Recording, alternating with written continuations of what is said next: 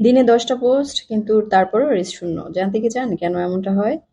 আসলে এফবিতে অনেকেই ভাবে বেশি বেশি পোস্ট দিলে রিচ বাড়বে, কিন্তু সত্যিটা হলো সম্পূর্ণ উল্টো। ফেসবুক সবসময় তোমার ফ্রিকোয়েন্সি না, তোমার কোয়ালিটি দেখে।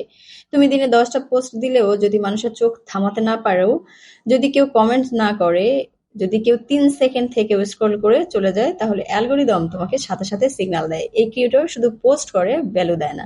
তারপর কি হয়, ধীরে ধীরে এফবি তোমার ডিস্ট্রিবিউশন কমাতে থাকে, তোমার পোস্ট কম মানুষের কাছে পৌঁছায়, রিচ কমে, এঙ্গেজমেন্ট কমে, আর তুমি মনে করতে শুরু করো এফবি রিচ দিচ্ছে না। কিন্তু সত্যিটা হলো এফবি তোমাকে শাস্তি না, অ্যানালাইসিস করছে। সে দেখছে তুমি কি ভ্যালু কেন্দ্রিক ক্রিয়েটর নাকি শুধু পোস্ট সংখ্যা বাড়ানো ক্রিয়েটর।